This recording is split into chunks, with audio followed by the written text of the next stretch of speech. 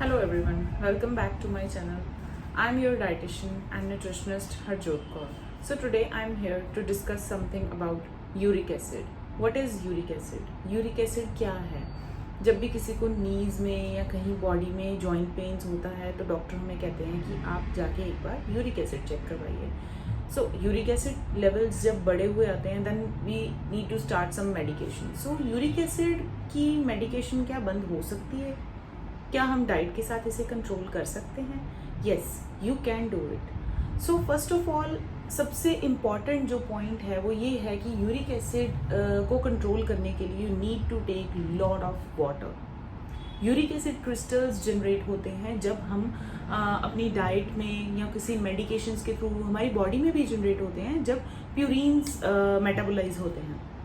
When purines gate metabolised, इसका सीधा सीधा रिलेशन सिर्फ और सिर्फ प्यूरिन्स के साथ है, प्रोटीन्स के साथ नहीं है. ठीक है. सो इट्स नॉट रिलेटेड कि आप ऐसे कीजिए कि हमें सारे ही प्रोटीन फूड्स बंद कर देने हैं. No, this is not required.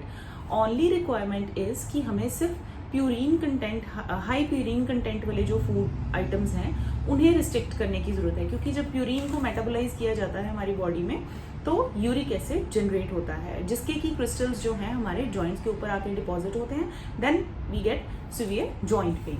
So first of all इन क्रिस्टल्स को बॉडी में से रिमूव करने के लिए हमें मीडियम चाहिए. मीडियम क्या है? वाटर. वाटर के थ्रू हम इनको मैक्सिमम अपनी बॉडी में से रिमूव कर सकते हैं with the help of kidney filtration. So next is कि हमें क्या क्या डूज और डोंट्स का ध्यान रखना चाहिए. जो हमें करना है उसमें है हमें अवॉइड करने हैं red meets, organ meets and sea foods. ये तीन चीज़ें हमें बिल्कुल अवॉइड करनी है. शुगर्स, हाई शुगर कंटेंट वाले जो फूड आइटम्स हैं उन्हें थोड़ा सा अवॉइड करना है.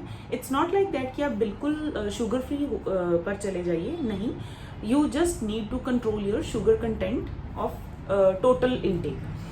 And alcohols do play part in increasing uric acid levels. Then tea, coffee and fasting is very important.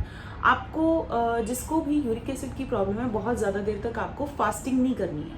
During fasting uric acid level ज़्यादा बढ़ जाते हैं. सो आपको और करना क्या क्या है, इन सब चीज़ों को तो आपको ध्यान में रखना है कि आपने ये सब नहीं करने.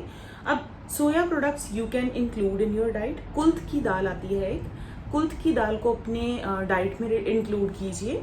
बार्ले वाटर जिसको हम बोलते हैं जौ का पानी, इसको जैसे 2-3 चम्मच आपने जौ को डिप करके रख देना है ओवरनाइट, चाहे आप सॉक करके रख दीजिए इन 2-3 ग्लास ऑफ वाटर. तो ये आपको अर्ली मॉर्निंग उठ के लेना है सो दैट आपकी किडनी फिल्ट्रेशन जो है वो इम्प्रूव हो जाए. It helps in kidney filtration. So water intake तो आपको मैंने सबसे पहले बोल ही दिया. अगर आप अपना वाटर इनटेक भी हाई कर लेते हैं तो जिनको माइल्ड यूरिक एसिड की प्रॉब्लम है तो वो वैसे ही क्योर हो जाएंगे. Then herbal tea, green tea, these are again very helpful in controlling uric acid levels.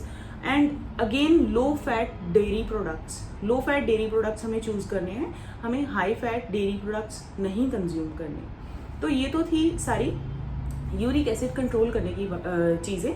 So if you like the content of this video and like the information, then please do subscribe my channel and like this video.